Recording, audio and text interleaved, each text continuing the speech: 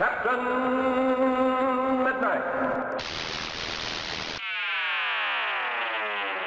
This video is brought to you by Brilliant. The Office Season 4's The Deposition is one of my favorite episodes of any sitcom ever. And, you know, they say now is the time of the year to be thankful, and I've been doing a lot of negative videos lately, not really on purpose, it just kinda turned out that way with this recent slate of films. So I thought, why not take a little time out to talk about an episode that often gets overshadowed by the classic that immediately followed it, Dinner Party. I did a video on that one years ago, which you can check out too if you're interested, but I think The Deposition deserves a standalone conversation. I don't see it on nearly enough Office episode top 10 lists, when, to me, I'd easily put this in the top 5 American Office episodes ever, maybe even top 3. And I know talking about a 17-year-old episode of a sitcom won't be everyone's thing, but honestly, I just like doing these videos. So if you love The Deposition as much as I do, stick around. And real quick, we are getting closer and closer to that 700k subscriber goal by the end of the year. I keep thanking the people who just subscribed, so this time I think I'll thank the people who subscribed to me years and years ago. Thank you so much for the continued support, and if you haven't subscribed yet but watch my videos, now could be the time. Line. I'm sorry, what? He asked for a line, like in a play.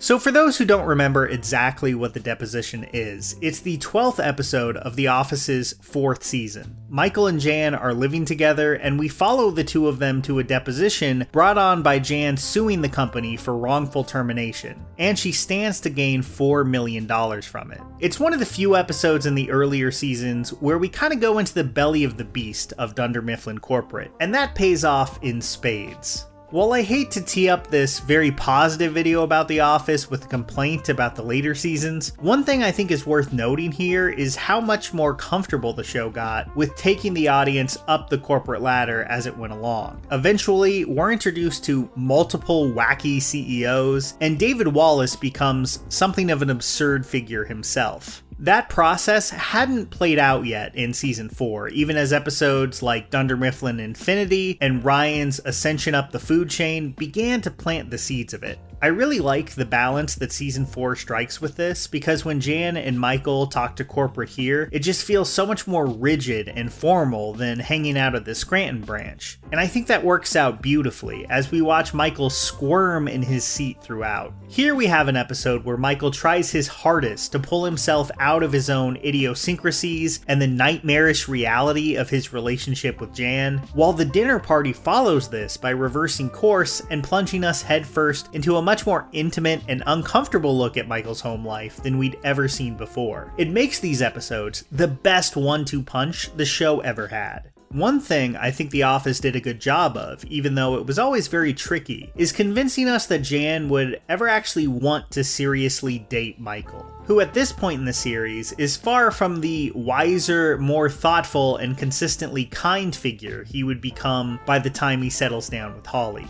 When Jan knew him, he's basically an embarrassment all the time. Now, a big part of that is that she's clearly not in a great place mentally and relishes the control she has over their relationship, but I think this season also does a good job of selling us on there being some real attraction there. In the cold open of this episode, we see Pam being forced to give her boss a sticky note every 10 minutes so Michael can say he's too busy to take the call and look a little more important than he really is, leading to a fun scene with Ryan. I really like the touch that Jan is clearly the only person in all these examples that this actually works on. She's clearly impressed and flattered, and it's small notes like that combined with Melora Hardin's bizarre chemistry with Steve Carell that sell this relationship so well. When we first see post-intro Michael, he's practicing lawyer-approved jargon with Jan, and they seem to be on the same page. Little does Michael know that he's walking into an emotional ambush straight out of a nightmare. Now, to be fair to Jan, it's not like Michael's hands are clean in this, far from it, as she discovers during the proceedings that he publicly circulated a photo of them where she is lounging topless that was taken during their trip to Jamaica. Still, even before she knew about that, she came to enter Michael's secret diary into evidence for all involved parties to read. And what little snippets we get from it are just great, giving us a peek into Michael's world of writing directly to his diary like a 90s middle schooler.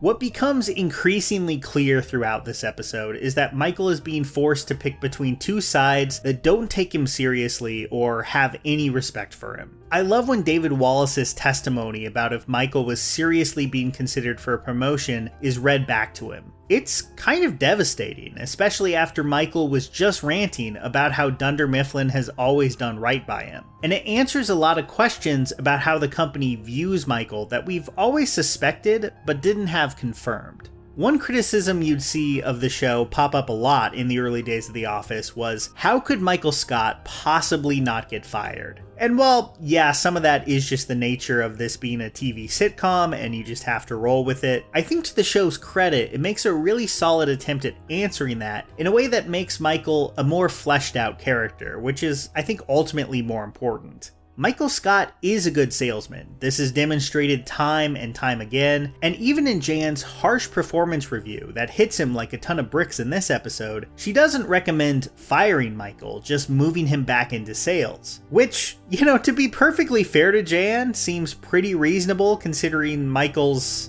everything we've seen him do in the show.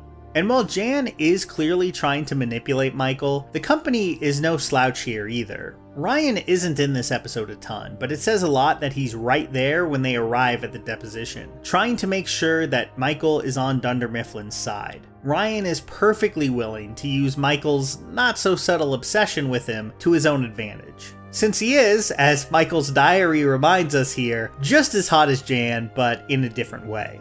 Toby really enjoyed that, and speaking of Toby, this is a fantastic episode for him, placing him in a context where Michael's hatred is even more inexplicable to the people who aren't aware of their usual office dynamic, and it brought us one of the best Toby moments of the whole show, which was apparently Paul Lieberstein's idea, who plays Toby and would go on to be showrunner in the later years of The Office, where Toby is really trying to connect with Michael and relate to him as he opens up about being caught in the middle of his parents' divorce as a kid, only to get rejected completely and have Michael shove his food off the table. There's few things I love in sitcoms more than a recurring bit that the show refuses to compromise on, and at this point in the series at least, Michael and Toby's relationship is definitely that. I think basically every moment of this A-plot is perfectly executed. It sounds like I'm being over the top in my praise here, but I just don't think I am. This is a short 22-minute episode. And there is a B-plot I'm less in love with, featuring Pam trying to help Jim get better at ping pong after putting up with mockery from Kelly. It's fine, but I mean this A-plot, there's just not an ounce of fat on it.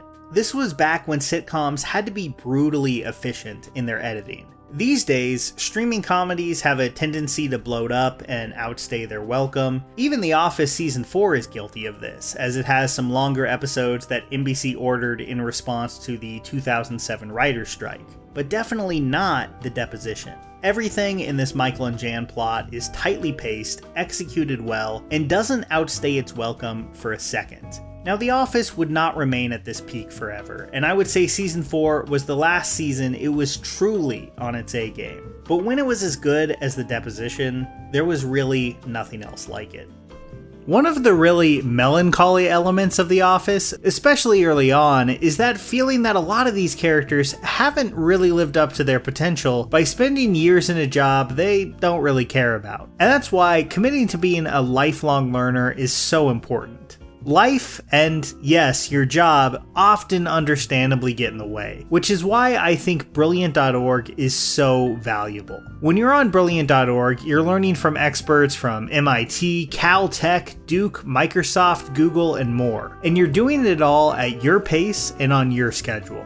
Plus, you're combining that knowledge with getting interactive feedback as you work through it, making this a fantastic way to tackle math, science, and computer science concepts. I'd highly recommend their impressive set of courses on programming, where you can develop your mind to think like a programmer and begin writing complex programs to build games and apps. So if you've ever wanted to take those first steps into programming with Python, Brilliant.org has your back. And that's just the tip of the iceberg. To try everything Brilliant has to offer for free for a full 30 days, visit brilliant.org/midnight or scan the QR code on screen. Or you can just click on the link in the description. You'll also get 20% off an annual premium subscription. Here's a special tip for the fellas and girls who have not already joined Captain Midnight's new 1940 Flight Patrol. You'd better hurry up and join at once, because there's a big adventure ahead. The thing to do now is to get started, because we're going to have not only barrels of fun, but loads of free gifts and prizes too.